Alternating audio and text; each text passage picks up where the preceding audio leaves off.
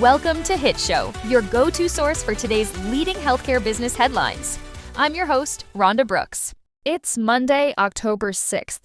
Today on HITshow, hospitals brace for extended shutdown effects, Virginia faces Medicaid fallout, and new data highlights flood risk across the nation's hospitals. Then after the break, AI diagnostics and billion-dollar deals drive a big week for healthcare innovation and investment. Let's get started. Teresa, the federal shutdown has now stretched into its sixth day. What are hospitals seeing on the ground? The immediate concern, of course, is federal funding flow, focused mainly on CMS processing delays, halted grant payments, and furloughed public health staff. That's starting to ripple through provider operations. While essential services remain open, hospital CFOs are warning of cash flow interruptions if the standoff drags on beyond this week. RHONDA, just to follow up, is there a mass layoff landslide looming on the horizon? Not yet, but systems are preparing for it. Most health systems have built short-term cushions, but if federal reimbursements and research grants remain frozen beyond mid-month, we could see temporary furloughs and paused hiring. The biggest risk is in rural and safety net hospitals, where federal funds make up a higher share of revenue. Understood. Real concerns taking shape. That was Teresa Vaughn reporting. Now let's turn to Peter Betterworth, who's bringing this closer to home. Virginia health systems are warning that the combined impact of state Medicaid cuts and the federal shutdown could be severe. That's right, Rhonda. Hospitals are seeing the double hit of reduced Medicaid reimbursements and uncertainty around federal matching funds. Just in the past few months, 2 rural hospitals have closed emergency departments, and 1 critical access hospital in Southwest Virginia has suspended inpatient services, citing mounting losses tied to public payer rates. Larger systems are now absorbing those patients, which adds pressure to regional capacity. Some are already pausing non-urgent capital projects and reviewing contingency staffing. Any sense of coordination from the state? State officials say they're exploring temporary financing support, but so far, providers are being told to prepare for delays. Challenging days ahead. That was HITshow reporter Peter Betterworth. Thanks, Pete. Let's get some insights from HITshow tech and provider finance reporter Anika Shah. Hi, Anika. Beyond finances, you're tracking a new report flagging physical risk to hospitals themselves.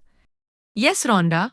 A new KFF analysis shows nearly 170 hospitals, representing about 30,000 beds, sit in zones at major risk of flooding. Many of these are coastal or near aging levees, and experts warn that reduced federal mitigation funding could leave facilities vulnerable during hurricane season. Hospital leaders in Florida and Louisiana say they're reassessing emergency preparedness budgets amid these new projections. A sobering reminder that resilience isn't just financial, it's environmental too. Thanks, Anika. Coming up after the break, a fresh wave of AI funding, diagnostics innovation, and billion-dollar investments reshaping care. You're listening to HITshow. HITshow is made possible by Health 2025. Where healthcare's boldest leaders, innovators, and investors come together to shape the future of health. From digital transformation to workforce innovation, health brings every corner of the ecosystem under one roof. Join us October 19th through 22nd at the Venetian in Las Vegas for 4 days of conversations, collaborations, and groundbreaking ideas that will define healthcare in 2026 and beyond. Register now at HLTH.com and be part of what's next. Welcome back. You're listening to HITshow. Let's turn to today's investment and innovation headlines. Heidi Health, a fast-growing clinical AI company, has raised $65 million in Series B funding to expand its vision of building an AI care partner for every clinician. Logan Stokes has the story. Thanks, Rhonda. Heidi Health is led by Dr. Tom Kelly, a practicing physician and co-founder who says the company's core focus is simple: to take the administrative burden off clinicians' shoulders. So Heidi's an AI care partner that clinicians take to work. So Practically, the most common use case is as a scribe, so clinicians will transcribe a visit they have with a patient with Heidi, and then Heidi will, at the end of a visit, generate all the clinical documentation that a clinician needs to finish off their visit. Dr. Kelly says Heidi's clinician first model is fueling rapid grassroots adoption inside health systems. We're incredibly clinician obsessed. We have a model where clinicians can actually use Heidi entirely for free initially and experience the product, and then very often organizations will hear about Heidi from the bottom up, from grassroots adoption from clinicians. That organic growth has already led to enterprise-wide rollouts at systems like Beth Israel Lay Health, Maine General, and Franciscan Health. So, Dr. Kelly, was organic growth an important element for investors in the Series B fundraise? So the fundraise was ultimately driven by massive demand. We were sort of running out of hands to support our customers. The round was led by Point72 Ventures, with participation from existing backers Local Globe and Blackbird. Sri and the team are just amazing.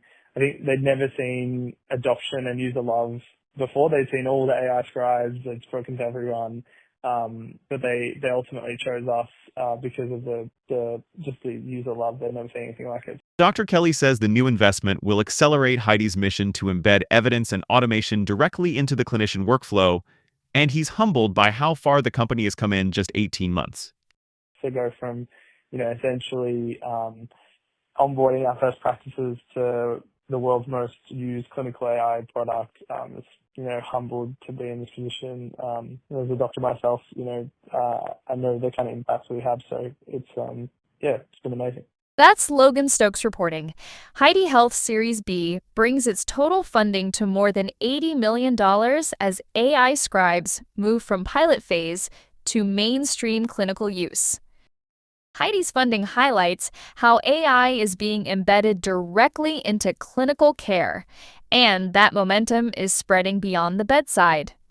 Another major player, General Catalyst, is now taking that vision enterprise-wide. General Catalyst just announced a new AI company called Percepta. Nate Collier is here to share some details about their vision for the company. Well, RHONDA, General Catalyst describes Percepta as a next-generation transformation company built to embed AI research, engineering, and product teams directly inside enterprises. The firm says this isn't a consulting play, it's about helping large organizations operationalize AI at scale. According to General Catalyst, Percepta is built on 3 pillars: advanced model research to push frontier capabilities, data infrastructure to unify and orchestrate enterprise systems, and workforce enablement to help teams adopt AI in daily workflow. They've also announced strategic partnerships with AWS and Anthropic to expand cloud capacity and model safety. And healthcare's part of that focus? General Catalyst says Percepta is already working with payers and providers to streamline clinical and administrative operations, a continuation of the firm's broader push to modernize healthcare through responsible AI. Got it. Thanks, Nate. While Percepta is focused on enterprise transformation, another company is bringing AI-powered insights directly to individuals, starting with something as simple as a routine blood test. Jade Romero has more. Jade, Ultrahuman is making waves again, this time with both a new product and a price point. They are, RHONDA. Ultrahuman just launched Vision Cloud, a free universal health report interpreter, alongside a $99 blood vision essentials test that measures more than 60 biomarkers. The aim is to make precision diagnostics more accessible by combining affordable labs with AI-driven insights. So this could put lab interpretation directly in consumers' hands? Exactly. Think of it as bridging wearable data and clinical reports. Users get a unified, personalized view of their health from any source. Great summary. Thanks, Jade. And finally today on HITshow, Jalen Cross is reporting on another big transaction in value-based care. Hey, Jalen, what's up? NeueHealth has officially gone private in a $1,465 million acquisition led by New Enterprise Associates and a partner consortium. As part of the deal, NeueHealth delisted from the New York Stock Exchange last week, and shareholders received $7.33 per share. How does this position them going forward?